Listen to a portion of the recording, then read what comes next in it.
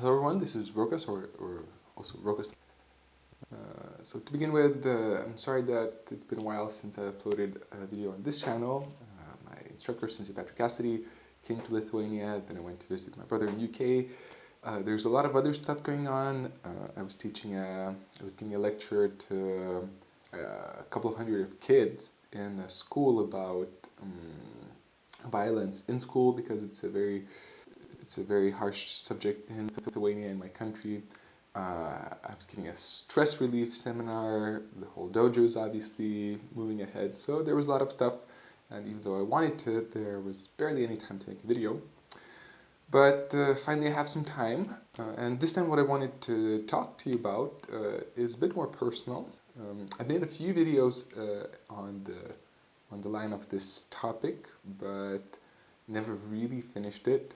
There's one called How Batman Changed My Life. It's an animation about which shares a bit of my story.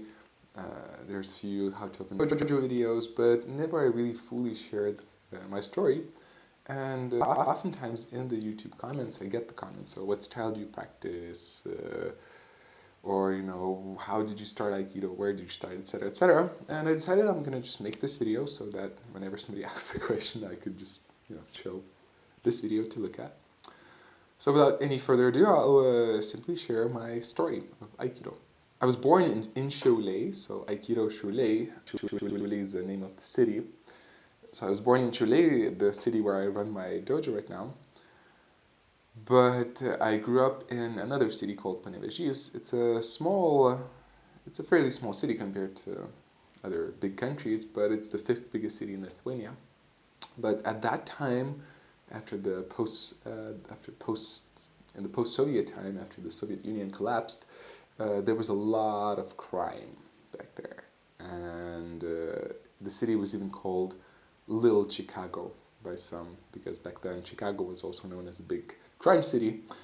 So crime was very common there, and since I was not in the thug life, since I was not in any gang, and I was pretty much the opposite. I was, as being kind of a hip-hopper, the gangs would hunt us down, and hunt my friends down, and try to kick our ass or rob us, etc., etc. So I would have to face physical conflict on a very regular basis. It was very common to get attacked.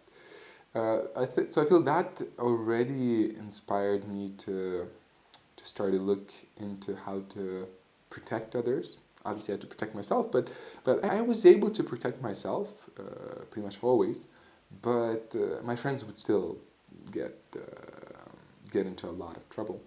So I decided to ask myself, okay, so how can I protect my friends? How can I, seeing all that suffering and all that pain, I decided to ask myself, okay, so how can I make a difference? How can I do something about this? What can I do about this? So I started studying psychology and self-development and meditation quite early, like very early actually. I became already interested in it when I was maybe 10 years old. And slowly obviously it developed, and I became interested in Eastern culture, martial arts, samurai. But I never really practiced something on an official level until when I just turned 14. A friend of mine said that he's going back to Aikido after a short break. He said, do you want to go? And I didn't know back then what Aikido is, but he told me a bit and this and that, and I said, yeah, sure, let's try. And pretty much after the first class, I felt like, that's it. It has something that I'm looking for. It's a tool that could help me develop the qualities that I need. And only later, when I was practicing, I discovered that the philosophy of Aikido, which I really fell in love with early on, I really enjoyed what Sensei was saying. And it really clicked to me, what he was talking a lot about, fulfilling your purpose, about protecting others, having the protective spirit, about transforming conflict. And it was exactly what I was looking for. So I really became passionate about Aikido. And although I was still going to school, quite soon enough, school became a secondary thing, and Aikido became a primary thing. So I would spend a lot of time in the dojo. I would train every day. I would go there to train extra. And I even got into a fairly high position in my dojo with my instructor, since the town, all the senior young people would leave to study. So it was one of those dojos which suffers from not having a black belt, because everybody leaves before they get their black belt. So I got a high position, so I started helping out my instructor with kids classes. Sometimes I even taught adults, although I was still very young. So I got some practice in teaching, which was great. And in the beginning we had a great contact with my teacher, and I was very inspired by what his example. But as years passed, our perspectives started to collide. I was very much enthusiastic about what Sensei was saying, and he was more enthusiastic about the martial arts aspect. He was more actually interested in jiu-jitsu than Aikido, karate as well. So he implemented some karate training methods into Aikido training. So I started to realize that what I feel Aikido is, more what he feels Aikido is not necessarily the same thing. There were other things too, but long story. But anyway, so after about 3 years of constant practice, I started to around what else is possible. And back then I was still going to school, and school was coming to an end, and I had to make a decision. What am I going to do after school? And so I realized that I don't want to study. In Lithuania, especially back then, it was pretty much, it was unofficially mandatory to study. If you don't study, you're a loser. It means something is wrong with you. And I was fairly smart. I wasn't, a loser. So I had that pressure of people telling me that I need to study. My parents, friends, grandparents, etc. So the pressure was very strong. Nobody asked me if I want to study. Everybody asked me, what do I want to study? I had a lot of conflicts. I was choosing between a lot of different things what I could do, but none of them I felt passionate about. And so I made this pilgrimage from a certain point to a famous place in Lithuania next to Šiauliai called the Hill of Crosses.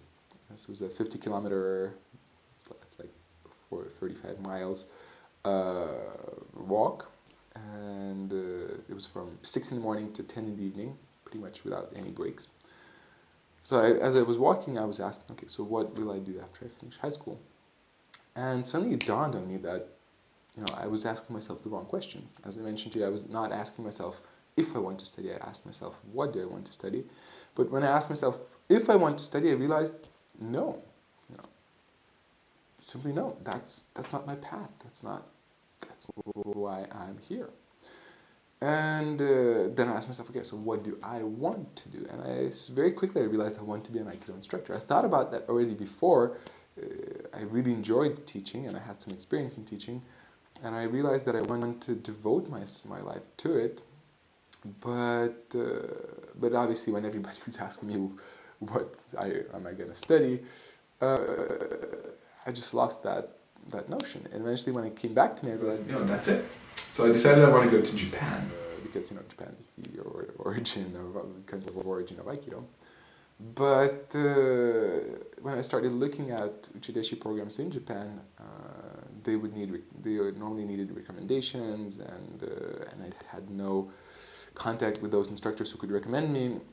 We were belonging to a different organization. And then eventually I found that there's an Uchideshi program in Switzerland, led by Sensei Patrick Cassidy. And I wrote him a long, big email asking a lot of different questions, and he wrote back, just come. So back then I was still 18 when I reached out to him.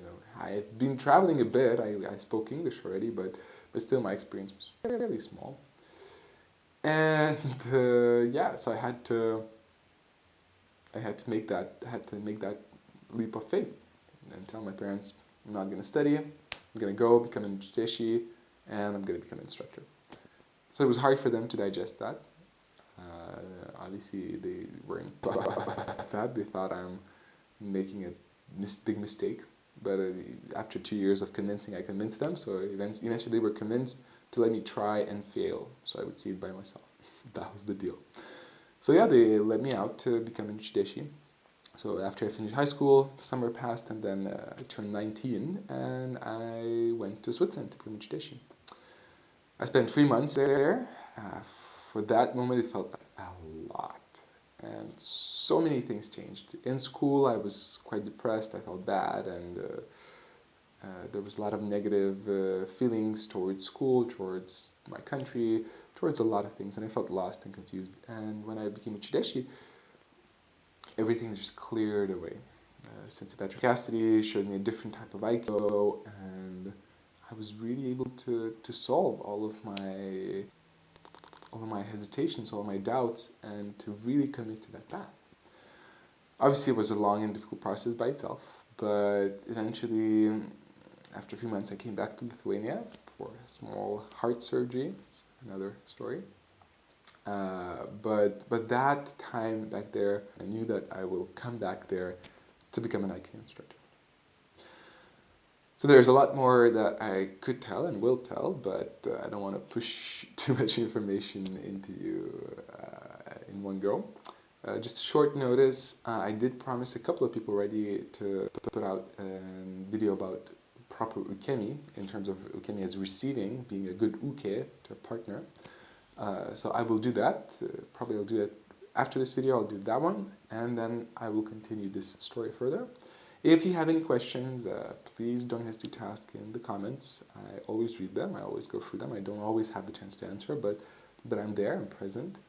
If you have any requests on a topic, let me know too. I also want to remind you that the Uchideshi program has been started, and anyone can come to our dojo. We have full living capabilities. Just come. And I'm going to teach a seminar in Germany in November, in Bavaria, with other free instructors. If you want to join that, let me know in the comments and I'll give you some more information. All in all, this was Rokas, and it was great to hang out with you, and I'll see you in another video.